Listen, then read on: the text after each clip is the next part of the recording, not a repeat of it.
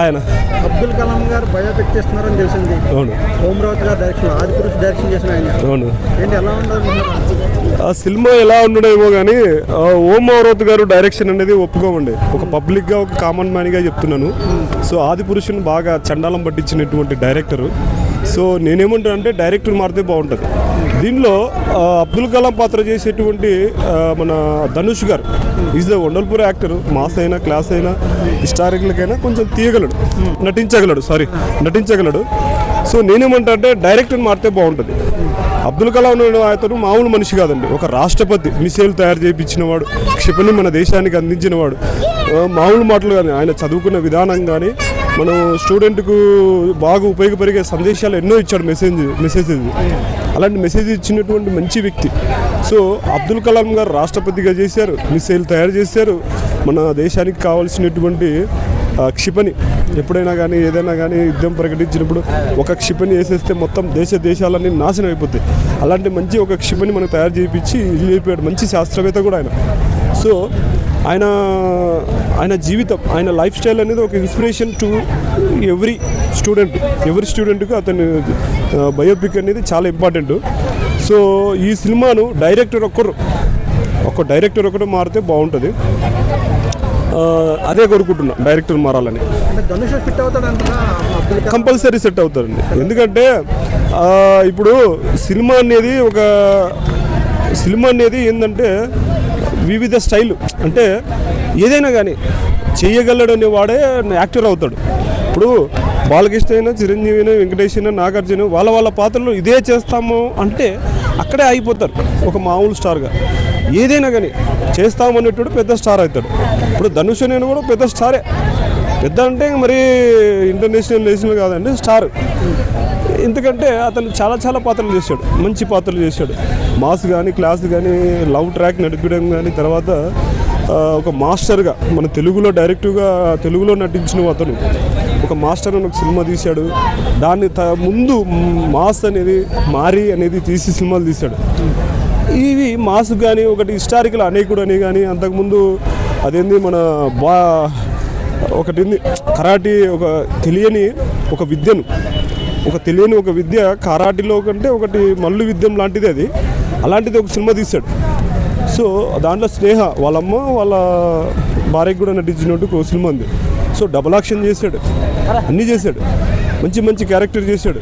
So ఇలాంటి వాడు APJ Abdul కలాంకి biopic అనే దానికి కరెక్ట్ సెట్ అవుతాడు. అన్నిట్లకు సెట్ అయ్యేది యాక్టర్ ధనుష్ గారు ఓకే అయితే దానికి ఓకే చెప్తాం. బట్ ఓమరావతి గారు మారితే మంచిది.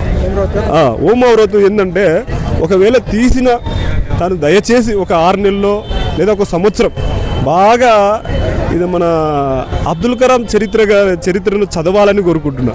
ఎందుకంటే అబ్దుల్ కలాం గారు మామూలుగా చదవలేదు. ఎన్నో వాగులు వంకులు సెలయేర్లు దాటుకొని ఒక పుస్తకము చదవాలంటే ఇట్లా చదవాలి, ఒక స్ట్రీట్ లైట్ కింద చదవాలి. అప్పుడు స్ట్రీట్ లైట్ కింద చదివాడు, చదవాలి కాదు, స్ట్రీట్ లైట్ కింద చదివేవాడు. అప్పట్లో ఇంత ఎల్తర్ లేదు, ఇంత లైట్లు లేదు, ఇంత కరెంటు లేదు. సో అలాంటి టైంలో ఆయన స్ట్రీట్ లైట్ కింద ఎక్కడో దొరికిన దాని కింద చదువుకొని వాగులు వంకలు దాటుకొని 5-6 కిలోమీటర్లు దాదాపు చదువు కోసమే పనంగా పెట్టి ప్రాణాన్ని చదివినవాడు. ఇలాంటి చరిత్ర బాగా క్లియర్గా అండర్స్టాండింగ్ చేసుకొని, దాన్ని చదివి అండర్స్టాండింగ్ చేసుకొని ఆ బయోపిక్ ఎలా తీస్తే, ఏ విధంగా తీస్తే సినిమా చూస్తారనేది దాన్ని ఎస్టిమేషన్ చేసి దాన్ని క్లారిటీ తీసుకొని దాన్ని ఎలా అంటే సంపూర్ణంగా నిర్విరామంగా చదివి సంపూర్ణంగా అర్థం చేసుకొని ఒక క్లారిటీకి వచ్చి ఆ సినిమా తీయాలని కోరుకుంటున్నాం. ఓమరావతి గారు ఏం చేశారంటే, ఓమరావతి ఆయన పేరు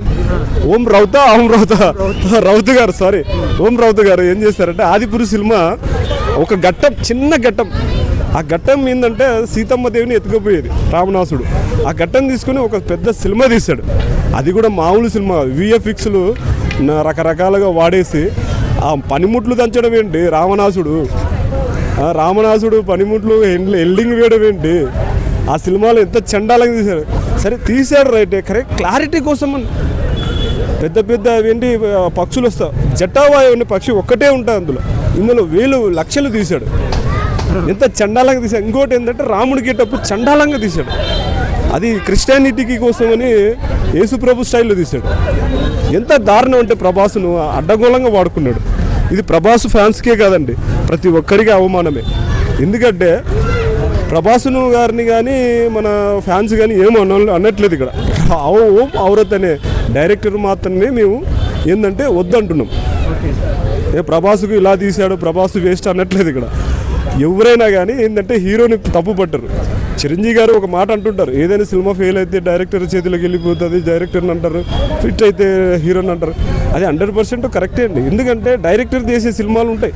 కొన్నిసార్లు డైరెక్టర్ ఇప్పుడు రాజమౌళి గారు ఉన్నారు, పూరి జగన్నాథ్ గారు, కొన్ని సినిమాలు పెద్ద పెద్ద హిట్ అయినప్పుడు వాళ్ళ పేర్లు బయటికి వస్తాయి.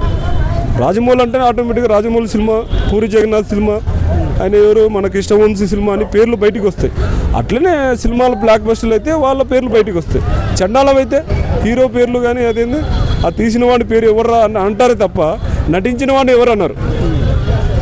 నేనేమంటున్నా అంటే నటించడం గొప్ప కాదు, దానిలో డైరెక్షన్ పెట్టి తీయడం గొప్ప. సో డైరెక్టర్ అనేవాడు చాలా గొప్ప వ్యక్తి, చాలా పెద్ద మేధావి కూడా. ఎందుకంటే ఎన్నో అవమానాలు తట్టుకొని ఎన్నో, ఒకటి కాదు రెండు కాదు, ఎంతోమందికి సజెషన్ ఇవ్వాలి, అక్కడ ఎంతోమందికి చెప్పుకుంటూ వెళ్ళాలి. ఒకరు కాదు, సెట్ డిపార్ట్మెంట్ కానీ, ప్రొడక్షన్ డిపార్ట్మెంట్ కానీ, అదేంటి జూనియర్ ఆర్టిస్ట్ ప్రొడక్షన్ అది కానీ, దాదాపు 24 రకాలైనటువంటి అన్ని ఫ్రేమ్లకు ఆయన బాధ్యత వహించాలి. అంత పెద్ద